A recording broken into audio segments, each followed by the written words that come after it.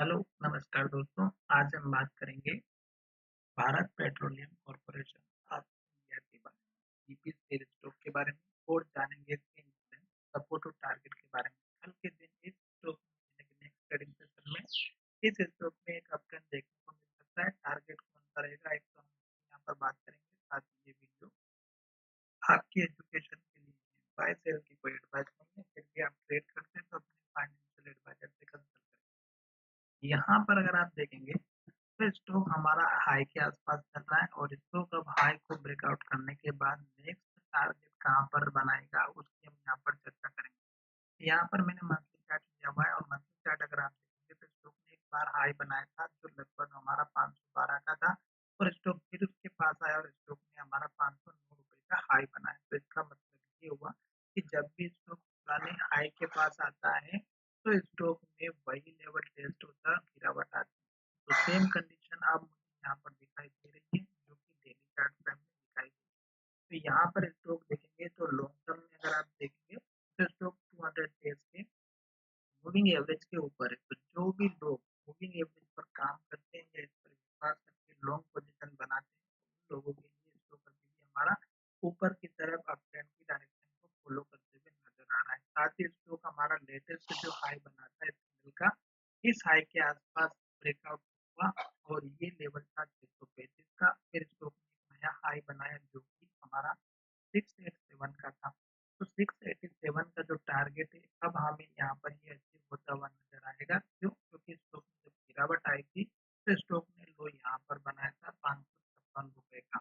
और जब भी स्टॉक अपना हाई बना करके जब नीचे की तरफ आता है तो स्टॉक ने यहाँ पर लो बनाएगा और स्टॉक ऊपर की तरफ जाता हुआ नजर आया था। तो ये जो लो था ये आपका मेजर स्टॉप लॉस या सपोर्ट लेवल था उन लोगों के लिए जो स्विंग ट्रेड करते हैं या जो लोग मंथली बेस पर काम करते हैं या बीटीएस करते हैं उनके लिए। क्यों? क्योंकि स्टॉक जब भी हाई बना करके ऊपर की तरफ जाता है या नीचे की तरफ आता है तो वो जो लेवल्स होते हैं आपके वो बहुत ही इंपॉर्टेंट होते हैं। इसलिए आपको फर्स्ट टाइम का हाई और फर्स्ट टाइम का लो जहाँ पर स्टॉक ट्रेड कर रहा हो वो आपको मार्क करना बहुत जरूरी है। तो ये फर्स्ट टाइम यहाँ पर हाई था और यही फर्स्ट टाइम का लो था इसके पास में। और फिर स्टॉक जब ऊपर की तरफ गया तो आप देख सकते हैं कि स्टॉक इस हाई के ऊपर नहीं जा पाया और स्टॉक ने यहीं पर हाई बनाया पिछले हाई के नीचे और स्टार्ट हुई गिरावट।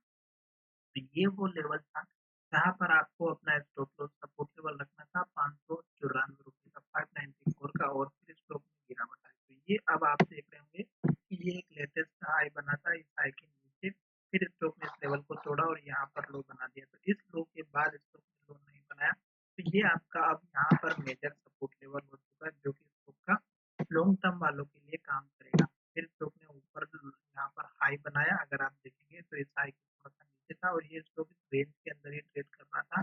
और आज के हाई की भी अगर हम बात करें कल के हाई की भी तो स्टॉक का 620 रुपए का हाई था और यहाँ पर अगर आप देखेंगे तो 621 का हाई स्टॉक ने बनाया हुआ है। तो यानी कि स्टॉक का ये जो रेंज है ये अब ब्रेकआउट हो सकता है। जैसे 621 के ऊपर ब्रेकआउट देगा वॉल्यूम के साथ में तो आपका टारगेट कौन सा रखना है? छोटा सा टारगेट रहेगा 633 का। दूसरा टारगेट अगर आप देखेंगे तो का हाई रहेगा 635 का और उसके बाद का टारगेट रहेगा आपका यहाँ पर 641 का। तीन टारगेट आपके हो सकता है कि एक ही दिन में मिल जाए या एक दो दिन के बाद में। और उसके बाद जैसे ये टारगेट हिट होता है तो उसके बाद का टारगेट रहेगा आपका 653 रुपए का और उसके बाद अगर आप देखेंगे तो टारगेट आपको मिलेगा 666 रुपए का। ये टारगेट मैं आपको इसलिए बता रहा हूँ क्योंकि स्टॉक में एक हमें बहुत ही अच्छी अपॉर्चुनिटी मिली है वो मैं आपको यहाँ पर अच्छे से और एक्सप्लेन करूंगा। देखिएगा स्टॉक ने लो नीचे बनाया, फिर स्टॉक ने ऊपर लो बनाया, फिर स्टॉक ने और ऊपर लो बनाया और यहाँ पर स्टॉक ने हैमर कैंडल बनाई और हाई के पास क्लोजिंग दी जो कि हमारा पुराना वाला लेवल है। अब ये लेवल जैसे ही ब्रेकआउट होगा तो स्टॉक के आपके ये लेवल उसके बाद एक बताया पहला लेवल मैंने आपको यहाँ पर हाई का बताया 133 से 32 रुपए के आसपास का। उसके बाद का अगर आप देखेंगे लेवल तो हमारा का हाई है जो कि दिखता है। फिर आपको यहाँ पर देखने को मिलेगा 653 का, फिर आपको देखने को मिलेगा 668 रुपए का और फिर आपको देखने को मिलेगा 636 रुपए का।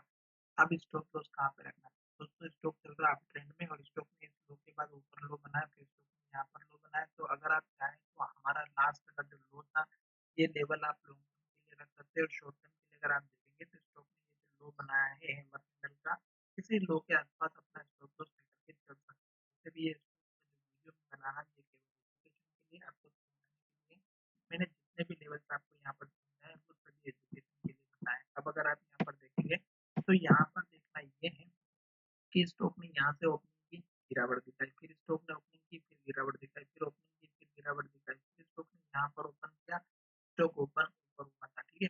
तो क्लोजिंग भी ऊपर की तरफ ही सॉरी हो, थोड़ा सा ऊपर है, ज्यादा कुछ खास नहीं। फिर स्टॉक ने यहाँ से ओपनिंग की और गिरावट दिखाई। ये जो गिरावट थी तो मार्केट की वजह से थी, काफी तेजी स्टॉक में गिरावट आई।